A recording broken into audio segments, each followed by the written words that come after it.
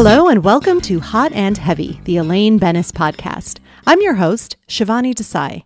Today I'll be talking about Season 9, Episode 2, The Voice. Hello everyone. I hope everyone's doing well. Today I turned 46 years old. Yes, it's my birthday. No, I haven't received a bench or a box of cash, but I've gotten so many wishes and I am actually going to lunch with some friends. So for that reason, I'm just going to dive into this episode. The synopsis for The Voice is as follows. Jerry begins to imagine a strange voice emanating from his girlfriend's belly button while she's asleep. George refuses to leave a cushy job after it's discovered he was only pretending to be handicapped. Kramer gets an intern for his company, Kramerica. Elaine tries and fails to break up with Puddy, even though she keeps losing money betting Jerry that she can. This episode was written by Alec Berg, Jeff Schaefer, and David Mandel. All right, we start out at Play Now. So we're kind of continuing from the last episode where George's boss, Mr. Tomasulo, catches him carrying the big-ass rascal down the street, trying to get away from a bunch of old people. And so here we see him trying to fire him. He says, even though they've signed a 1-year contract, it's probably best that they just part ways immediately. I don't understand, he says. We don't like you. We want you to leave. Clearer, George says. Next, we're at Monk's. And George is explaining to Jerry that he's still going to work at Play Now. Why not? I got dental, have access to one of the best handicapped toilets in the city. Yeah, but they know you're not handicapped. Aren't you ashamed? Jerry asks. Somehow, George thinks they should be ashamed. They signed him to a 1-year contract. As long as he shows up for work, they have to pay him. Elaine walks in and gets greeted by both Jerry and George with a hello, la la la. She's like, what is that? Oh, it's just a stupid thing. Well, I'm sure it's stupid, she says. It's not about me, is it? No, not at all. She begs them to tell her. Jerry explains it's a voice that they made up for his girlfriend's stomach, talking to him via the belly button after she falls asleep. I'm bored. Talk to me. Elaine just rolls her eyes. I got to take these stupid warnings more seriously. Jerry notices Puddy walking in. My Puddy? But we broke up, Elaine says. And yet he continues to live. Puddy comes to the booth and says, Hey, Bennis, how are you? She says she's great. Okay, see ya. And he walks away. And Jerry's like, wow, okay, you two are getting back together. Elaine's so confused. He's like, the bump into always leads to the backslide. She says that will not happen. And Jerry says, look, breaking up is like knocking over a Coke machine. You can't do it on the first push. You need to rock it back and forth a few times. And George is so moved. That's beautiful. What about you? Elaine argues. You were even engaged and you broke it off just like that. Well, that's different, he says. I had no feelings for those people. Well, Elaine wants to bet $50 that she's not going to get back together with Puddy. Oh, Jerry takes that bet. Witnesses George, but George wants a percentage. No, they say. My take on this scene, I like this lighthearted moment that starts out when Elaine arrives, with like the voice and they're all kind of chuckling about it. And then just her, I got to take these stupid warnings more seriously. I just liked it. It was a nice, fun, light moment between these friends. The Puddy moment is always great. And the retort with Jerry, and yet he continues to live. Oh, so funny. I really want to use that in my everyday life. I don't know how I'm going to be able to incorporate that, but and yet he continues to live. It's just funny to me. This is a fun setup for what happens in this episode for Elaine. The whole concept of the backslide. It's so classically Seinfeldian, making up a term. And this is one of the main characters' plot, So I love that we get the backslide. And yeah, we've just introduced what Elaine's entire journey will be for this episode. Okay, next we are at Jerry's apartment. Jerry's girlfriend, whose name is Claire, is about to leave. She notices him throwing away his belt. She asks why.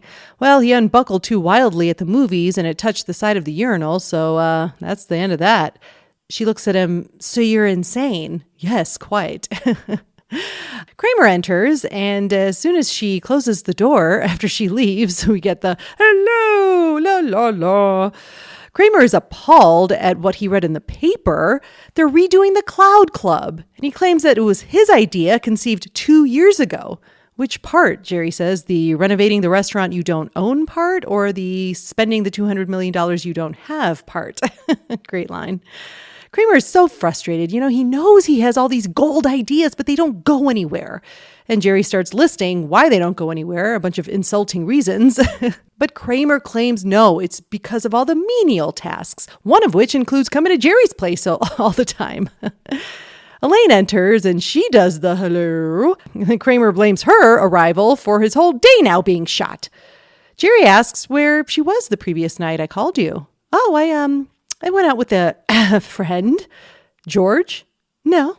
Well, I was here. That's everyone. She sort of laughs and points at him and heads over to the fridge. He asks if she's wearing the same shoes as yesterday. Oh, I wear these all the time. Your hair, it's somewhat de-poofed. She claims it's the new look, heroin chic. Then she just slowly sticks her entire face in the fridge. Wait a second. Jerry forces her coat open. She's wearing the same outfit as yesterday. You saw Puddy. This excites Kramer. Ooh, hoochie moochie. Jerry says to pay up, and she denies him. She's like, no, it was an isolated sexual incident. We're not back together. Oh, well, what do you call it? People don't just get together and have sex. This is not Cinemax. Well, she explains that they fooled around, and then they went out and grabbed a quick dinner. Oh, okay, Jerry could not be more convinced. Sex, that's meaningless. But dinner, that's like an hour, okay? You're all the way back. Elaine just shakes her head, denying him. And we hear Kramer freak out. 2.9% financing on a Toyota 1-ton. That was my idea too. Oh, that cracks me up. Okay, the actress in this scene who plays Claire, Jerry's girlfriend, is Sarah Rose Peterson. She also appeared in Charmed and Friends, a very memorable role in Friends. She is, I remember her very well, because she plays Elizabeth Hornswoggle, Ross's date when he wears the leather pants that, they get stuck. He's not able to put them back on after going to the bathroom. And it's very interesting that role on Friends, Miss Hornswoggle, was the last acting role listed on her IMDb, and there's nothing else online. I tried to look her up. I mean, truth be told, I spent maybe 27 seconds, but I still spent some time. I just Googled her. I was looking for her everywhere. Yeah, she's just completely not in show business anymore and really not online at all. That being said, I really like her. I think she's so cute. I really like that this character has more personality than the, usual love interest. And she's got a great presence on camera. I do have an interesting personal story regarding this actress.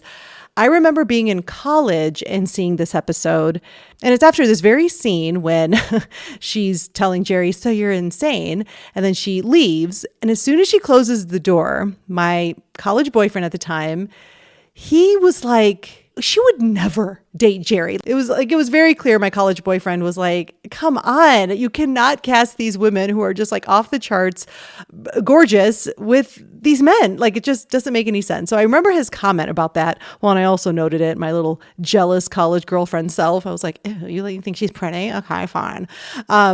Spot on impression of me, by the way. Anyway, and then how many years later must it have been? At least 10 or 12.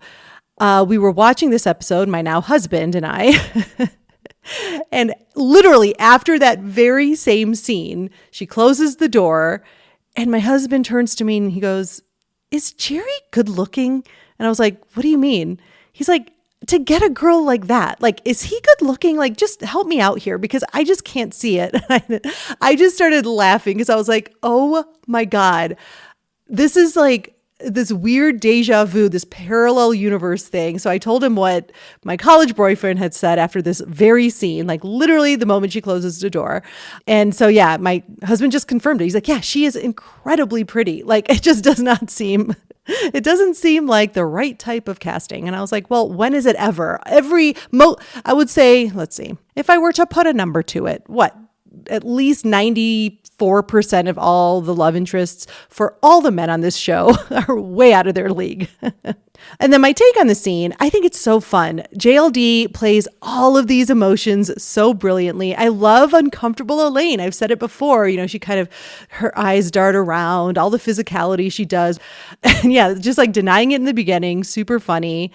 The heroine chic moment always gets me. And David Mandel, he did the commentary for this episode along with the other writers. And he pointed out, just this is an example, like, so that face that JLD makes, heroin chic, and she kind of sucks in her cheeks. He talked about how, on the page, we writers, we don't see sometimes all the brilliance that the actors are going to bring to these, to these pages, to these lines, to these words. And so he pointed that moment out. He's like, I remember that day on set and seeing Julia do that. And we're like, oh my God, of course. Yes, this makes it sing. So I just wanted to point that out. A physicality, a face physicality. So Jerry mentions Cinemax in the scene, and I have a weird memory. So I lived a pretty sheltered life, especially when it came to things kind of like in the sexual arena. I think I've touched on that a little bit here on this podcast, but I remember, so like my point is, like, seeing any kind of porn or anything like that it just did not happen, like, for the first probably 20 years of my life, as it shouldn't. I'm here to tell you as well. You probably shouldn't be watching porn at a younger age. But anyway, I remember I was babysitting. I was in college trying to make some money, and I was babysitting. The kids would go to bed pretty early, and I was there till at least 11 midnight. I remember just kind of like, all right, let me just flip channels on the TV, and they had Cinemax. And I remember being like so shocked and like, oh my God, what kind of people are these? Like, and again, it's I think what they call softcore. It's pretty explicit. It's like NC-17, I guess, or probably worse than that. I don't know how it all works. But anyway, I just have a Cinemax memory and being like kind of scandalized by it and going like, oh my God, who watches this? I'd heard people talking about it, and I'm sure I had this memory of Jerry mentioning it, but man, yeah, I just remember being very shocked as a 20-year-old little babysitter. Back to the scene. I love the line about how dinner's heavy. Like, the sex is whatever, but sitting down with someone for like a meal, an hour-long meal, come on. It's just such great writing. I love that. It's so Jerry, too. Just really tracks with this character. And I also very much believe that good for Elaine. She wanted to get some. And look, if you know it's going to be a good time, why not? Next, we're at Play Now. We see George walking through the office, greeting people, like nothing's happened, but they all tell him to go to hell or don't even look at me. He's clearly hated at this place. Next, we're in Jerry's apartment. Jerry walks in to find Kramer giving a tour of his place to some young man. He tells him to look through some of the drawers in the kitchen. Jerry's sort of baffled. And you are? Oh, I'm Darren, he says. I'm new here. Yeah, that's Jerry. You don't have to worry about him, Kramer says. Then Kramer tells Darren to go back to his place and get started on that mail. So Darren exits. Oh, he's a go-getter. Jerry's like, who is he? Oh, he's my intern from NYU. My corporation, Kramerica Industries. All right, Jerry says. He's like, well, apparently NYU is very excited for their students to get some real world corporate experience.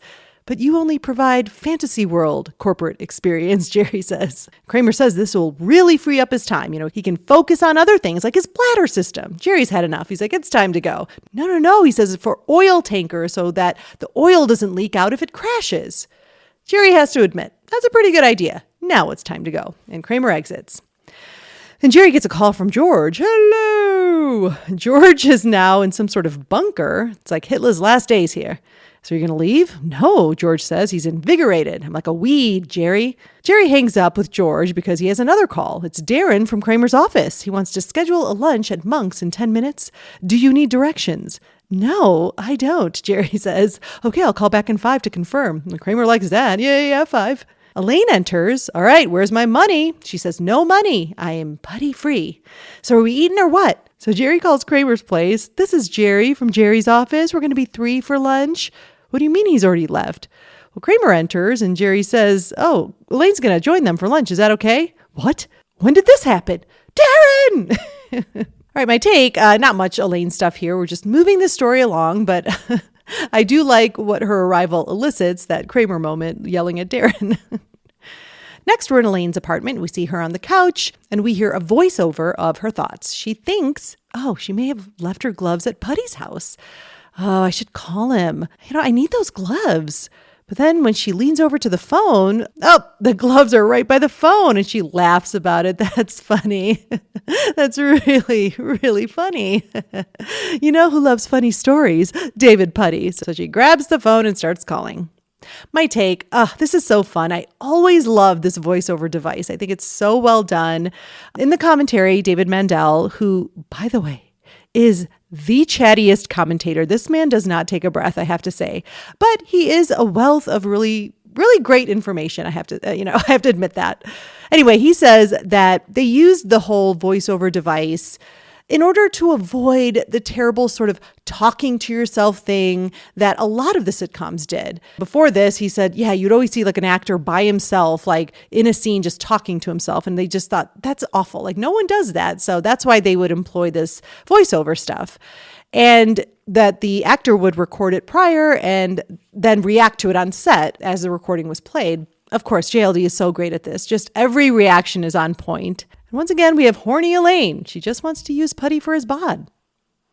Next, we're at Monk's. George is drenched. Apparently, Play Now tried to sweat him out of the office. Got up to 120, 130 degrees. Darren's there taking notes, and it's really annoying Jerry.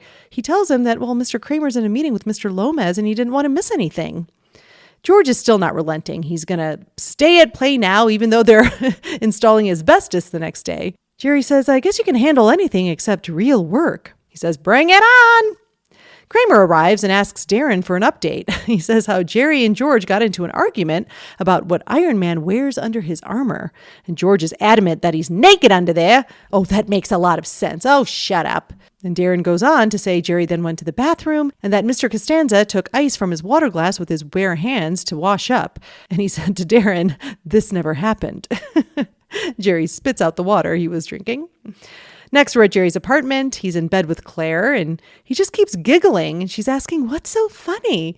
Finally, he admits to her the dumb belly button voice, and then we cut to her storming out of the apartment. She's so angry that he's making fun of her. And he's trying to convince her, no, it's not about you. It's just your stomach, talking in this fun, booming, sort of jovial voice. And she says, so you think I'm fat? No.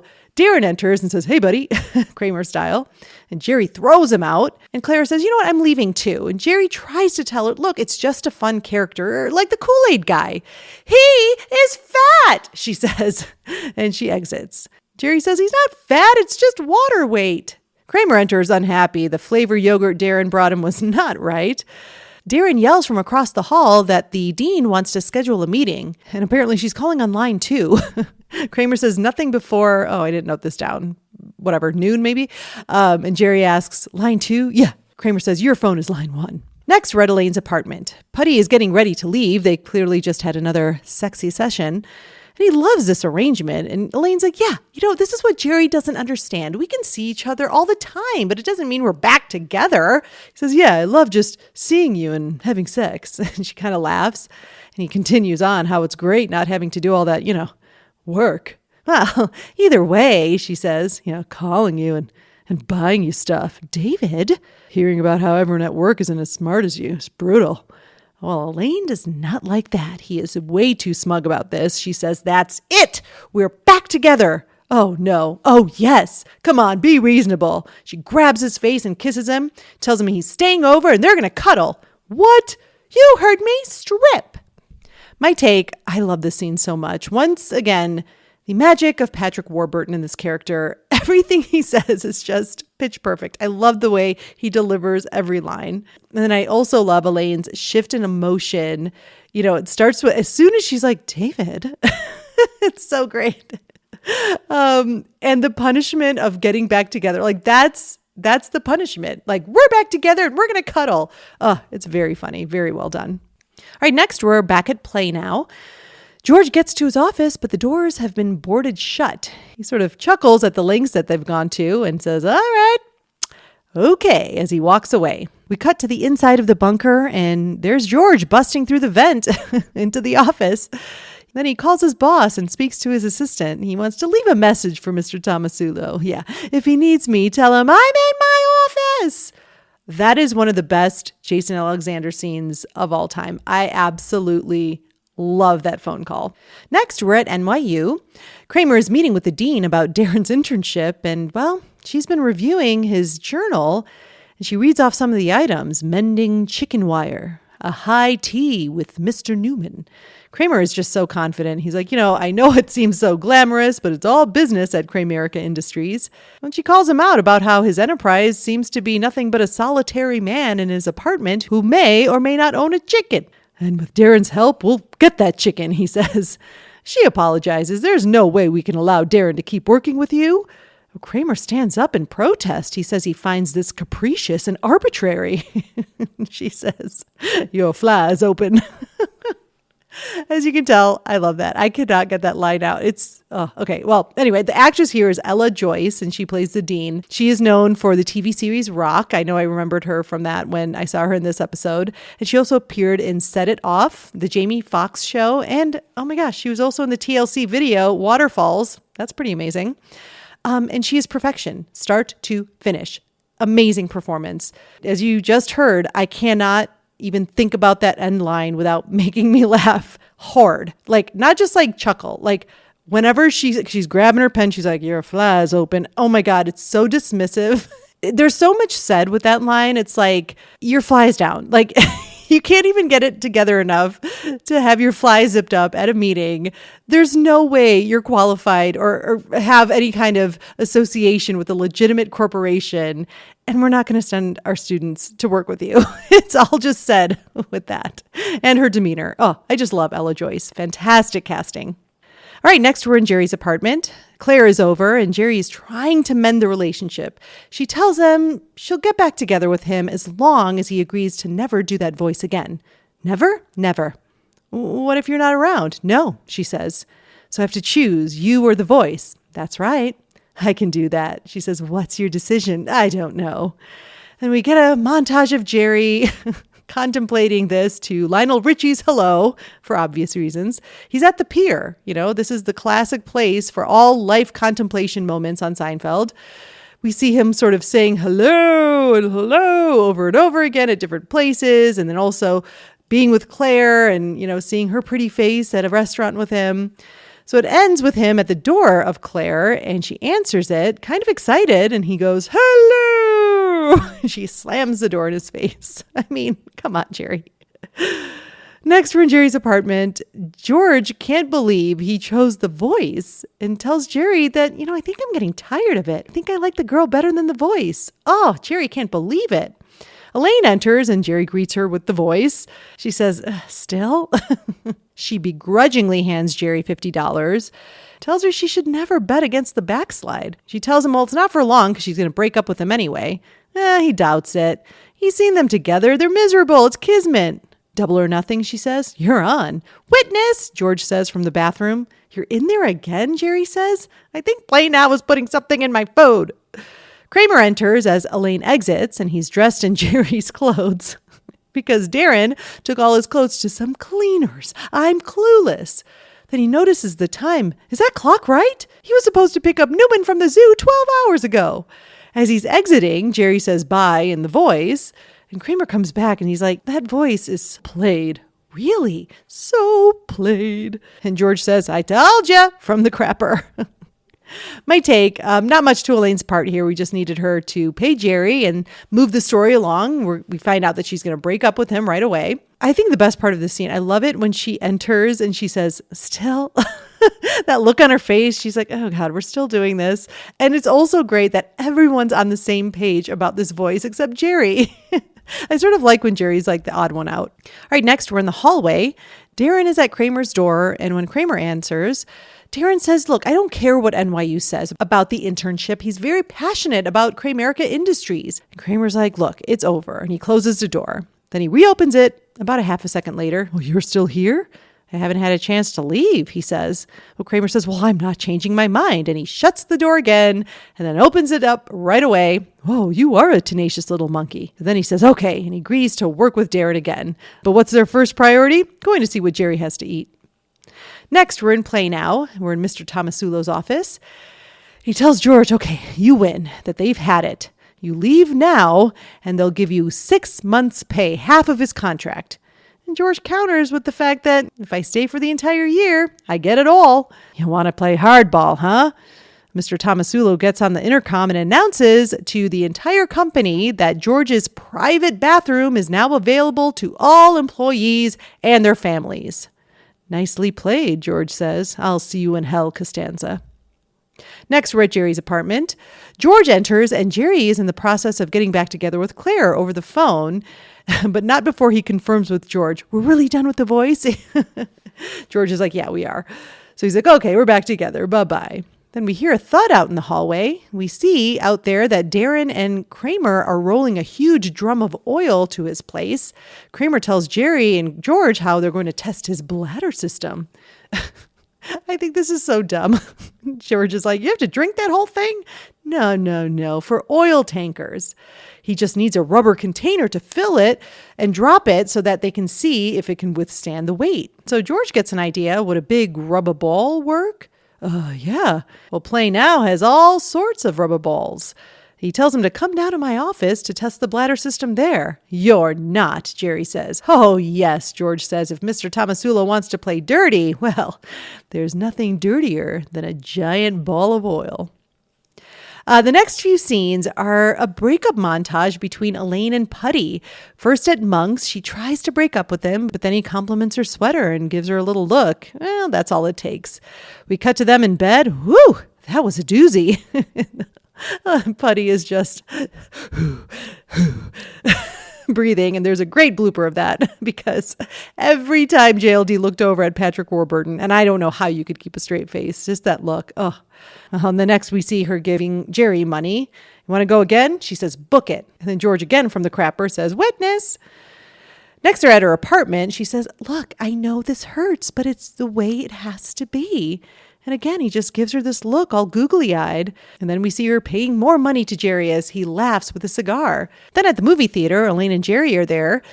She gets up to get some popcorn, and then we cut to Jerry's place later. She has post-sex hair giving Jerry money. How did it end? Oh, they got away, he says. And then finally we see them on her bed getting dressed, and she asks Puddy if she can borrow $50. My take, I think this is great. I really like the different scenarios that they show, and the best one being her all disheveled after the movie Escape. I think that's really funny. Like, clearly, she just went out, had sex with him, and then went back to Jerry's. Really funny. Okay, next we're at Play Now. We see the big rubber ball full of oil is all set. Jerry arrives because Kramer wanted him to bring a video camera. He says, yeah, I put a 6-hour tape in there, enough for the experiment, the arrest, and most of your trial. But George says you might want to stay. Mr. Tomasulo picked the wrong man to hire because he was fake handicapped. Jerry says, no, I can't. I'm meeting Claire. Kramer stops him. So you gave up the voice? Yeah, it was stupid. Unless you guys are into it again. No, they say. Darren? Sorry, Mr. Seinfeld. Jerry asks for a bathroom, and George's like, oh, use mine. Oh, I thought it was open to the public. I found a way around that. Cut to George unlocking the door with these huge locks and deadbolts. He lets Jerry in. Whoa, Xanadu. And George goes to fix him a drink at the toilet bar he has. Gross.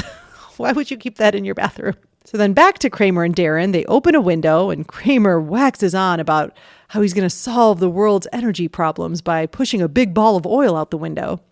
Back to George's private bathroom. He tells Jerry to check out his view. Oh, impressive. Then Jerry sees Claire waiting on the sidewalk. Oh, I better go.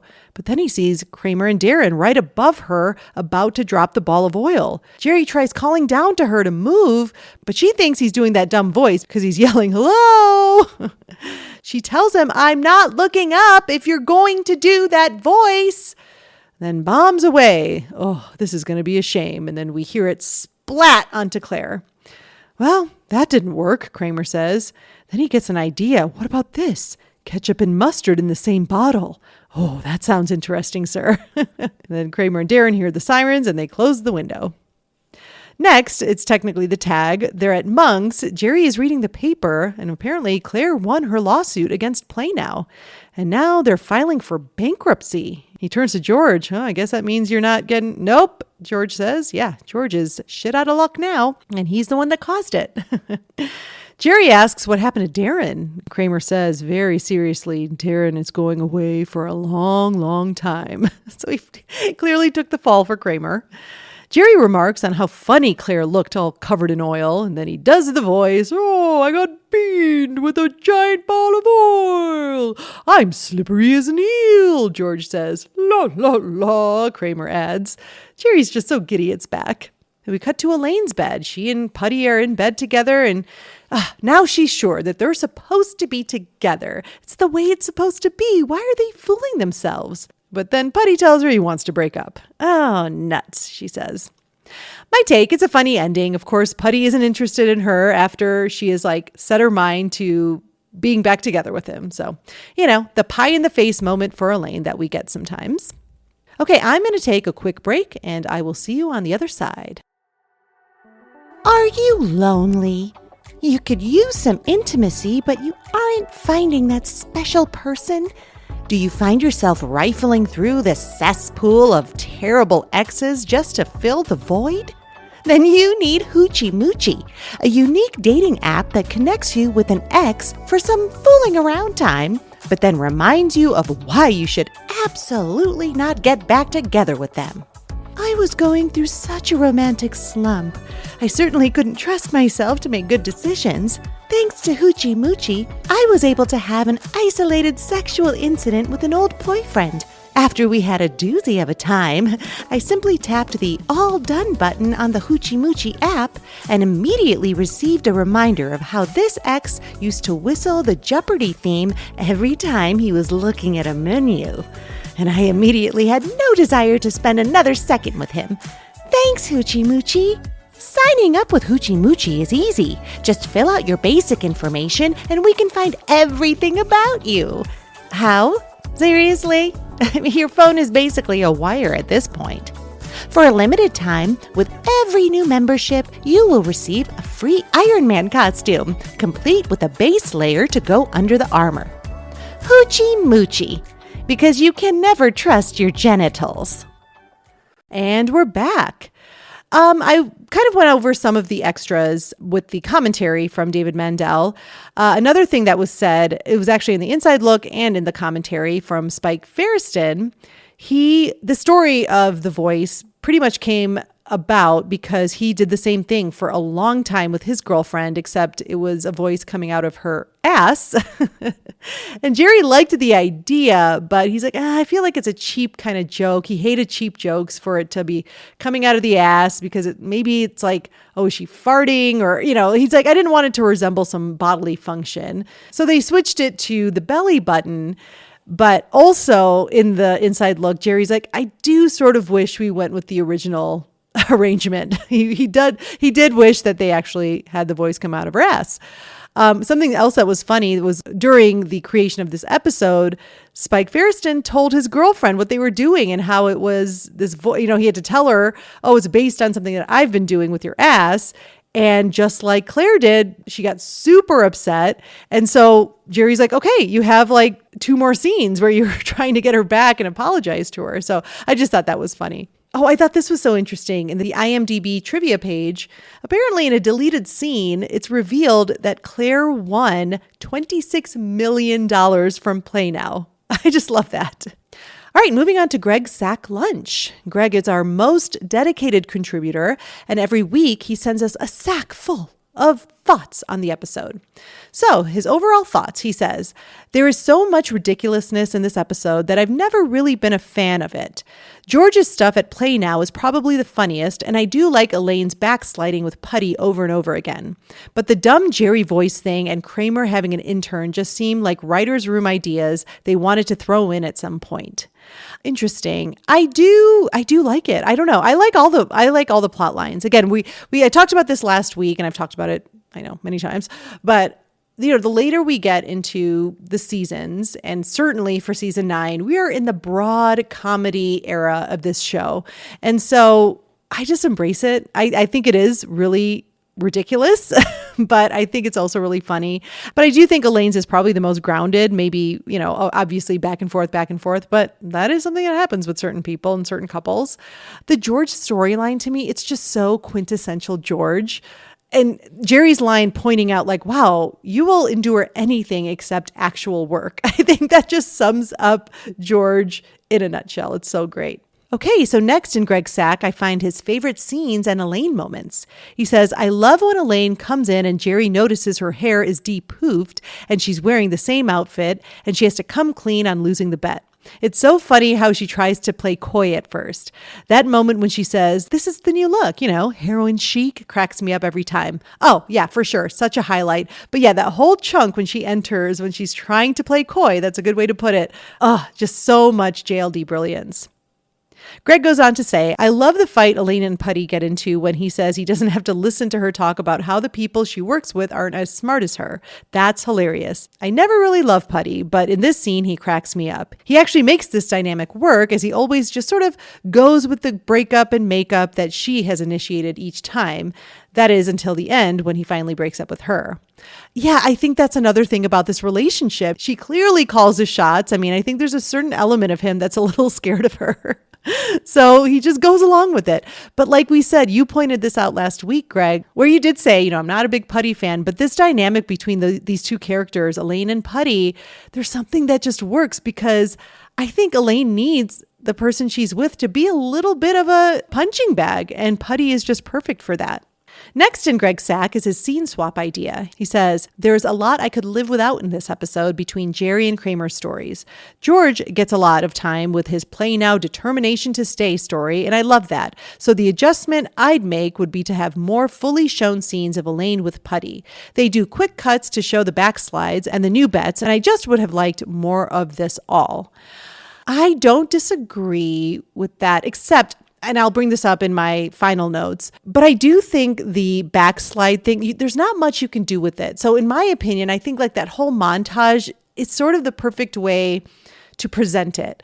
But I see what you're saying, and I actually have a little bit of a different idea in my final notes, but you'll have to wait to hear that in like 2 minutes. All right. And lastly, in his other section of his sack, he says, the voice thing really has always annoyed me. It's a dumb bit to begin with. I hate it. Like really hate it. This episode should have been called The Backslide. Well, guess what, Greg? It was originally called The Backslide. That's what they wanted to call it. The writers say that in the commentary, but at some point they changed it to The Voice because it sort of had taken over for the entire filming of the episode. Everyone on set was doing it. So I think that makes sense that they changed it. But yeah, you're not wrong that it should have been called The Backslide because that was the original title. And now that I know it annoyed you so much, I'm sorry that I've been doing this voice throughout this episode. Thank you so much, Greg, for sending in your thoughts. And now it's time to close Greg's sack lunch. All right, next, my favorite Elaine moments. I love that denial to Jerry after she was with Puddy for that first time. The same part that Greg pointed out, that coyness, all that hesitation, that I don't know why it cracks me up so much, but when she like turns her whole face into the fridge to avoid Jerry's look, it's so great. Great physicality. And y'all know how much I love some physicality. A close second would be punishing Puddy with cuddling. That's it. We're back together. A threatening voice saying, we're dating, and that's how I'm punishing you. Brilliant. And then my final notes for the episode.